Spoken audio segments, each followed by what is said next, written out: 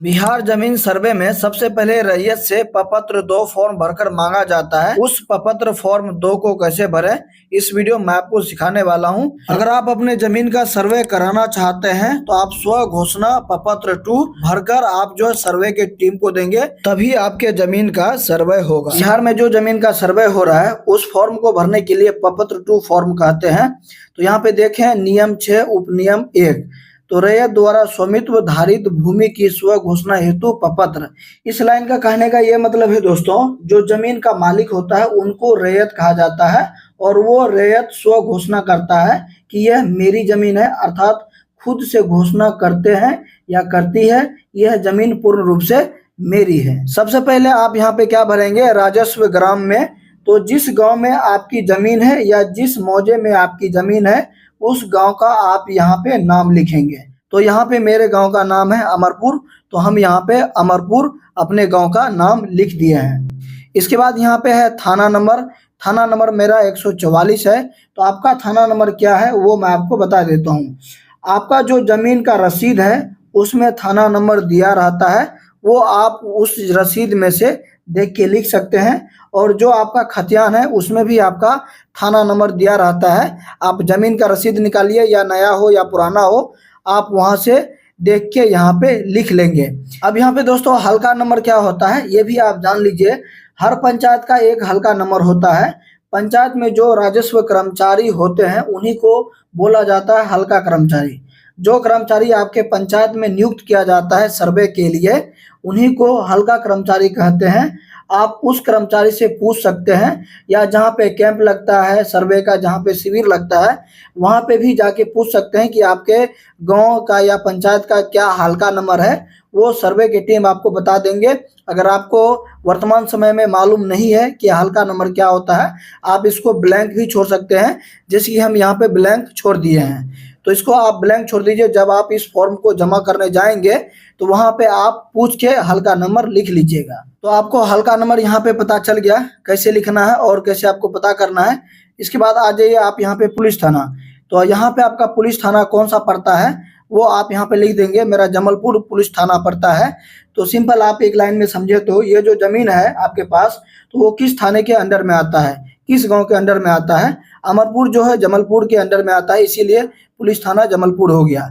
तो ये आपको मालूम होगा, आप यहाँ पे लिख लीजिएगा। इसके बाद यहाँ पे पुलिस थाना आपको लिखना है। तो आपका कौन सा पुलिस थाना है वो आप यहाँ पे लिख देंगे। जैसे मेरा जमलपुर है तो हम यहाँ पे जमलपुर लिख दिए। इसके बाद अंचल में आप क्या लिखेंगे, अंचल में हम यहाँ पे जमलपुर लिख दिए हैं। तो जो मेरा पुलिस थाना है ना वही मेरा अंचल भी पड़ता है, इसीलिए हम यहाँ पे जमलपुर लिख दिए। इसके बाद आप अपना जिला का नाम लिखेंगे। तो यहाँ पे हम भागलपुर के रहने वाले हैं, इसीलिए हम यहाँ पे भागलपुर लिख दिए हैं। इसके बाद यहाँ पे आप ध्यान से पढ़िएगा और यहाँ पे समझिएगा। रैयत का नाम सह हिस्सेदारों का नाम एवं अंश अगर कोई हो सहित एवं पिता का नाम। जैसे कि एक जमीन पे 3 भाई का हिस्सेदार है, तो इस फॉर्म को कैसे भरेंगे आइए हम देख लेते हैं। तो सबसे जो बड़ा भाई है वो मोहन सिंह है, और यहाँ पे मोहन सिंह का यहाँ पे एक पुत्र है या एक पुत्री है, यानी कोई न कोई अंश है। तो अगर उनका कोई अंश है इस समय वर्तमान समय में, तो यहाँ पे 1 देके अंश लिख देंगे। सबसे पहले यहाँ पे 1 देंगे, उसके बाद मोहन सिंह लिखेंगे, बड़े भाई का नाम लिखेंगे। उनके पास अगर पुत्र या पुत्री है तो यहाँ पे 1 देके अंश लिख देंगे, यानी कि उनके पास अंश है। उसके बाद जो दूसरा भाई है 2 नंबर देके दूसरा भाई का नाम लिखेंगे राम सिंह। अगर उसके पास या पुत्र या पुत्री है या उनके पास कोई बेटा या बेटी है तो उसका भी यहाँ पे 1 देके अंश लिख देंगे। उसके बाद जो तीसरा भाई है लाल सिंह, तो लाल सिंह के पास भी अगर पुत्र है या पुत्री है या बेटा है या बेटी है तो 3 नंबर देके लाल सिंह का यहाँ पे नाम लिख देंगे। उसके पास या कोई बेटा या बेटी है तो यहाँ पे 1 देके यहाँ पे 1 अंश देंगे, यानी कि तीनों भाई के पास यहाँ पे पुत्र या पुत्री है, तीनों भाई के पास कोई न कोई अंश है, तो यहाँ पे लिख देंगे। उसके बाद जो है तीनों भाई का पिताजी तो एक ही होगा, तो पिता लिख के यहाँ पे उनके पिताजी का यहाँ पे नाम लिख देंगे। पिताजी का नाम आप यहाँ पे लिख देंगे रघु सिंह। तो जो आपके पिताजी का नाम है वो आप यहाँ पे लिख देंगे। जैसे कि आपके जमीन में कोई हिस्सेदार नहीं है तो आप कैसे इस फॉर्म को भरेंगे। तो जैसे कि मेरे जमीन में जो है कोई हिस्सेदार नहीं है तो हम यहाँ पे लिख देंगे मिथुन कुमार, और यहाँ पे आप अंश नहीं लिखेंगे क्योंकि आप अकेले हैं। उसके बाद सीधा आप पिताजी का नाम लिख दीजिए और ये कॉलम आपका भर जाएगा।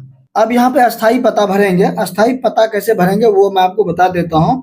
अगर आप जिस गांव में रहते हैं उसी गांव में अगर आपका जमीन है तो अस्थाई पता उसी गांव का लिखेंगे।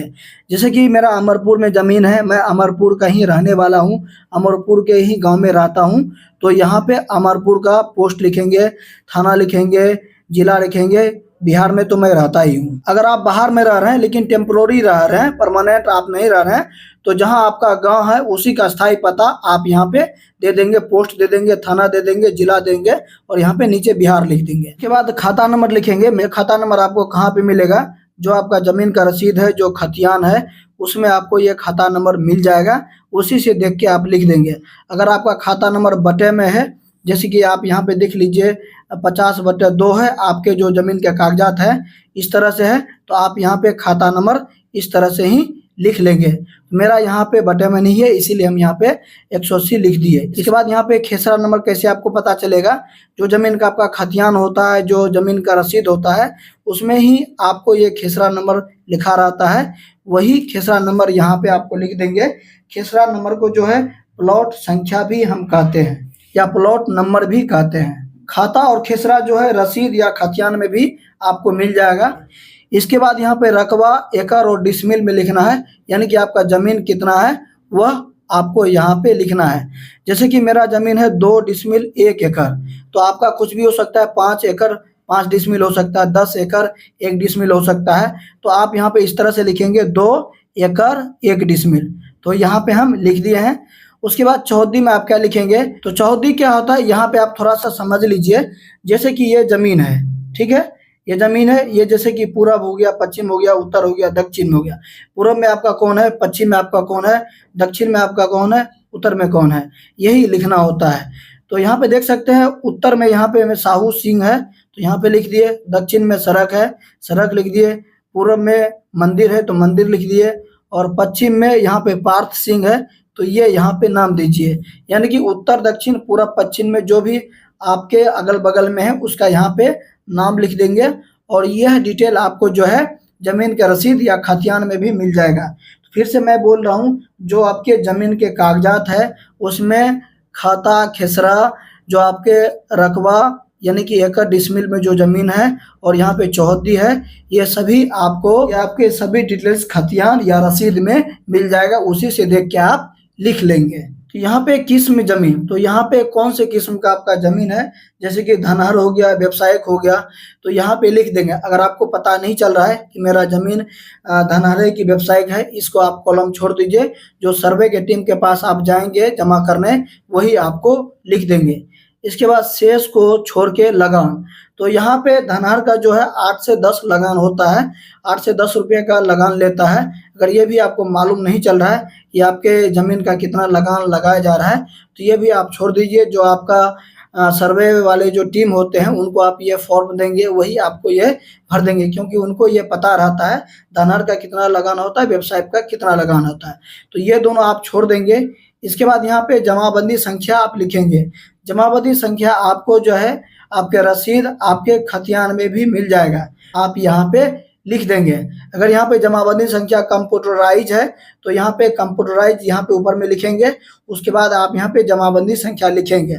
अगर आपको यहाँ पे कंप्यूटराइज है जमाबंदी संख्या तो एक बार जो है सर्वे के टीम से एक बार आप सलाह ले लीजिए, क्या हम कंप्यूटराइज वाला जमाबंदी संख्या लिख सकते हैं या नहीं। अगर बोलेंगे तो आप लिख दीजिएगा। रसीद या खतियान में जो जमाबंदी संख्या दिया गया वही आप यहाँ पे लिखेंगे। यहाँ पे ध्यान से समझिए, भूमि पर दावा का आधार यथा उत्तराधिकार, दान या क्रय या बंदोबस्त। तो यहाँ पे अगर आपका खानदानी जमीन है तो यहाँ पे क्या लिखेंगे, उत्तराधिकार लिखेंगे। अगर आपको जमीन दान में मिला है तो यहाँ पे दान लिखेंगे। अगर आपने खरीदा है तो यहाँ पे आपने क्रय लिखेंगे, क्रय मतलब खरीदना।